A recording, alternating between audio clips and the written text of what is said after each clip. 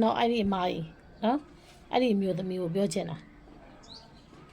အမ2026မှာအငိုစုအမကိုပေးချင်တာသိလားနော်ပေးလို့ရရပေါ့နော်တကယ်အမအရန်အငိုတော်တယ်နော်အမအဝဖြစ်အမကိုလေအကြံပေးချင်တာအေးရင်ကျူမင်းသမီးလောက်ပါလားအေးရင်ကျူတွေအမလိုက်လို့ရှိရင်အမငွေတွေရန်ရမှာသိလားနော်အမအရန်အငိုတော်လို့ကျမတို့ငယ်တုန်းကဆိုလို့ရှိရင်လူသေးလို့ရှိရင်တော်ကြည့်တာပေါ့ကလေးဘွားမှာသွားကြည့်ရင်လေဘလို့ငိုလဲဆိုအမငိုတယ်လို့လေးပဲ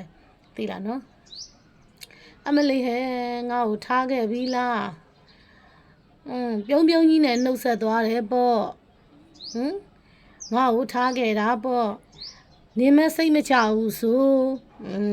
အဲ့လိုလေးတွေပြောပြီးတော့ငိုတဲ့လူတွေသွားတတိယသိလားအမနော်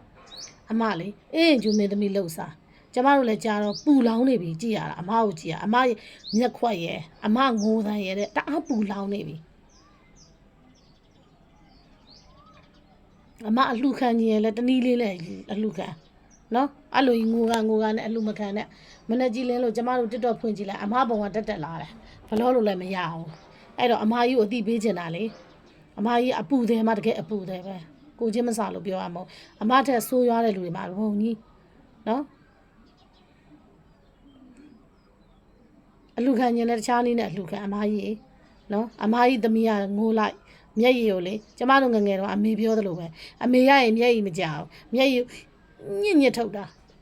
ညစ်ထုတ်ရင်ဘယ်လိုပြောအောင်ဆိုအမေကစမ်းမောင်သမီးတယ်အခုလည်းစမ်းမောင်သမီးအမကြီးရဲ့သမီးကလည်းမျက်ရည်ညစ်ထုတ်တာနော်အဲ့တော့အမကြီးတို့သားမိနှစ်ယောက်အေးရင်ကျူလှုပ်စားတော့နော်ဟုတ်လားအဲ့ဒါဆိုရင်ငွေရပေါက်ချောင်းပါသေးလားနော်ဇပွဲရတာမကတာဖုန်ကြီးပြန်ပွဲတွေဆိုရင်ရတယ်အမကြီးသိလားနော်ကျမအကြံပေးလိုက်တယ်အမကြီးအပုံနဲ့တင်ပြီးတော့အာယုံနောက်လို့ပါတကယ်ကိုအာယုံနောက်လာလို့ပါနော်နားလဲပူတယ်အုံနောက်လဲခြောက်တယ်အမကြီးကိုကြည့်ပြီးတော့